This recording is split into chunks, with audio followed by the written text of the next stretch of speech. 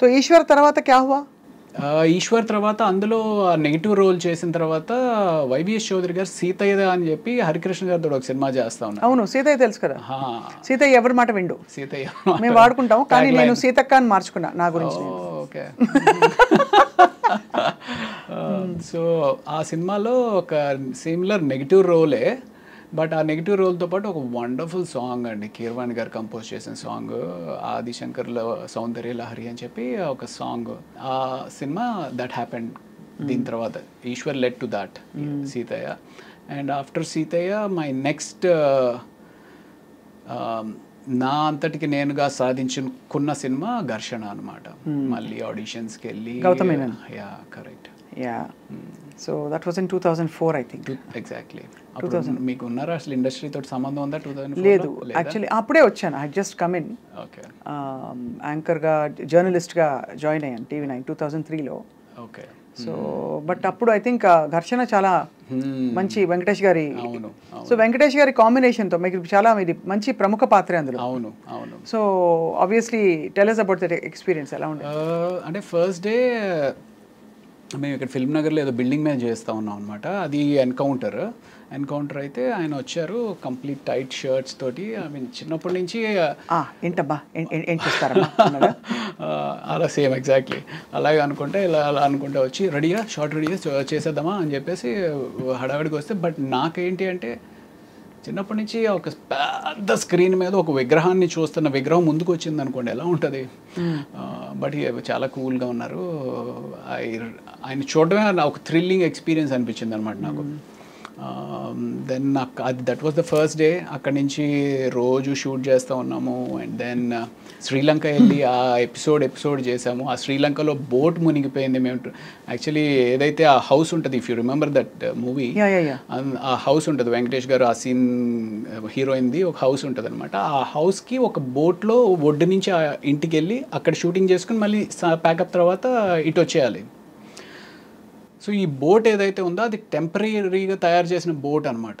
ఆ టెంపరీగా తయారు చేసిన బోట్ మీద అందరూ ఎక్కేశారు. అప్పటికి వెంకటేష్ గారు ఇది కూడా చేశారు. ఎంతమంది పట్టొచ్చు అది ఇంట్లో అంటే, సార్ 15 మంది పట్టొచ్చు సార్ అని అన్నాడు. 15 మంది ఎంతమంది ఉన్నాం, మనం ఎంతమంది ఉన్నామంటే, సార్ 16 మంది ఉన్నామండి, ఇంకో 4 దింపేశానండి ఎక్కువ ఉంటాయి అని చెప్పేసి అతను అన్నాడు. సో బోట్ స్టార్ట్ అయింది. బోట్ స్టార్ట్ అయితే కరెక్ట్గా వెంకటేష్ గారు ఆ సీన్ మాట్లాడుకుంటూ ఉన్నారు. ఏంటి మీరు శివమణి అనే సినిమాకి థాయిలాండ్లో ఏదో బోట్ ఎక్స్పీరియన్స్ అయిందంట కదా, బోట్ మునిగిపోతుందంట కదా, ఇది ఇలా మాట్లాడుతున్నారు. నేను ఇలా చూస్తుంటే బోట్లో ఇంక నీళ్ళు వస్తున్నాయి. ఏంట్రా నీళ్ళు వస్తున్నాయి అనుకుంటున్నా. ఇలా అలా వస్తున్నాయి, అలా స్పీడ్గా ఎక్కువైపోతూ ఉంది. సరే ఇటు వస్తున్నాయి కదా, ఇటు మునిగిపోతుంది కాబట్టి అందరం ఇటు వచ్చేద్దాం అన్నట్టుగా నేను ఇటు వచ్చాను కదా, అది ఆగట్లా.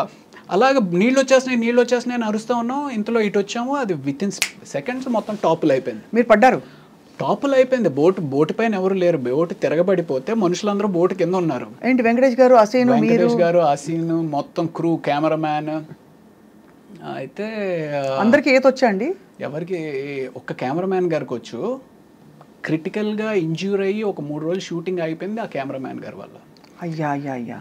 ఎందుకు అంటే మేమందరూ ఆ బోట్ ఎప్పుడైతే తిరగబడిపోయిందో లక్కీగా ఏంటంటే బోట్ మునగల, తిరగబడిపోయి ఇట్ వాస్ హోల్డింగ్ అనమాట. సో ఎవరికాళ్ళు బోట్ పట్టుకుని నిలబడ్డాం. ఈ కెమెరామ్యాన్ అనే అతను లోపల ఎక్కడో ఆయన షర్ట్ దేనికో హుక్ అయిపోయి ఉంది.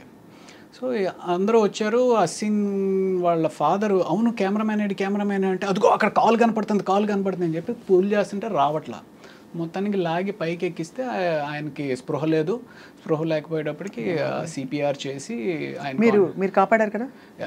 అమ్మయ్య, డాక్టర్ చదివినందుకు మీరు అదో తృప్తి నిజంగానే. ఇప్పుడు అయిపోయింది కాబట్టి నవ్వుకుంటున్నామండి. But imagine what could have happened. Correct. Was it very deep ఇది? అంటే 30 feet ఇట్ వాస్. 30 feet చాలండి. మనం ఎంత ఉంటాం, ఎంత కష్టపడినా కూడా 6 గంటలు ఉండం కదా. అంతే. మనకేం పెద్ద డీప్ అవసరం లేదు. ఒక 7 అడుగులు ఉంటే చాలు పోవడానికి. అదే అది 7 అడుగులు కూడా అవసరం. ఆ బోట్ ఇప్పుడు షర్ట్ని పట్టుకుంది, పైకి రాలేకపోతే చాలు కదా. అది 5 అడుగుల్లో పైకి రాలేకపోయినా అయిపోయి ఉండేది. వెరీ స్కేరీ అండి, very scary. Correct. After that ఏంటి, did you suspend the shoot?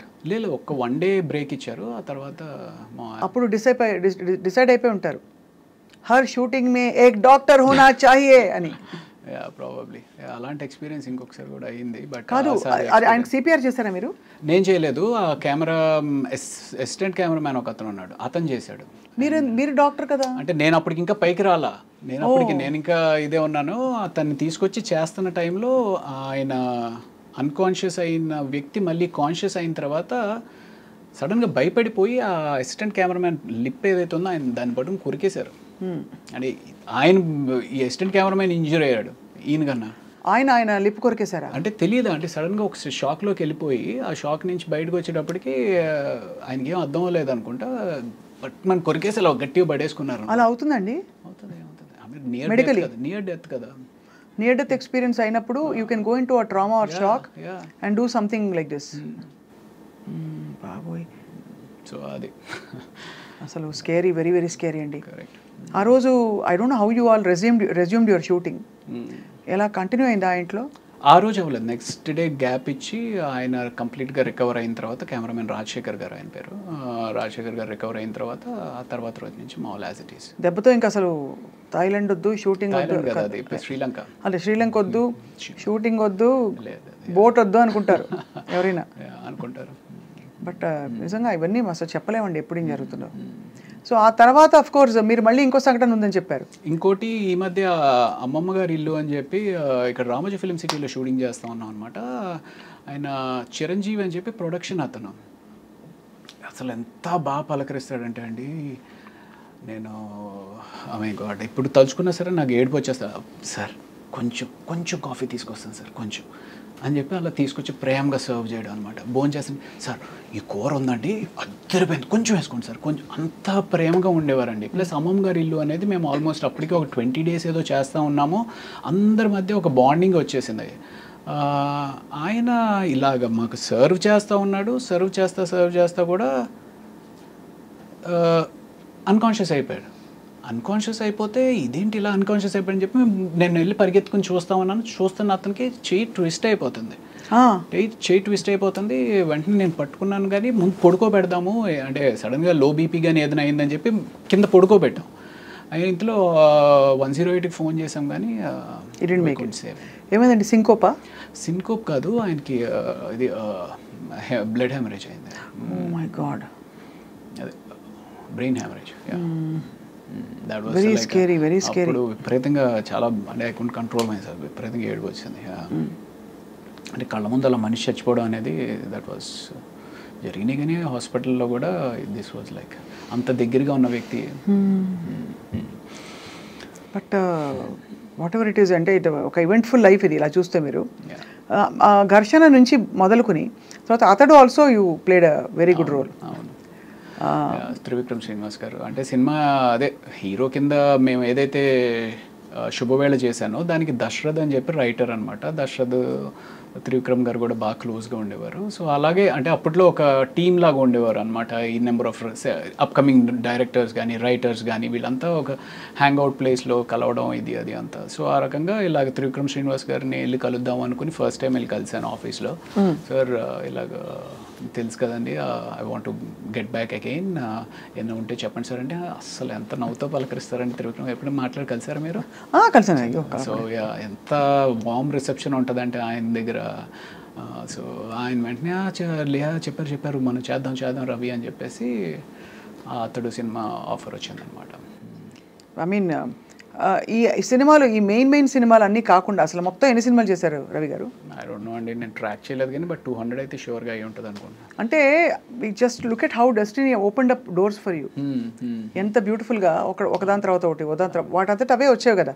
కొంచెం మీ ప్రయత్నం అక్కడక్కడ ఉన్నా కూడా ఇనిషియల్గా, కానీ తర్వాత అస్సలు నేను నా ప్రయత్నం లోపమే జరుగుతుందేమో అనిపిస్తుంది అప్పుడప్పుడు. అంటే సమ్వేర్ ఈ సినిమా కెరియర్ అనేది స్కిల్ నేర్చుకోవడం ఎంత ఇంపార్టెంటో ఆ స్కిల్లో ఒక భాగమైన మార్కెటింగ్ చేసుకోవడం చాలా ఇంపార్టెంట్. అవును కదా.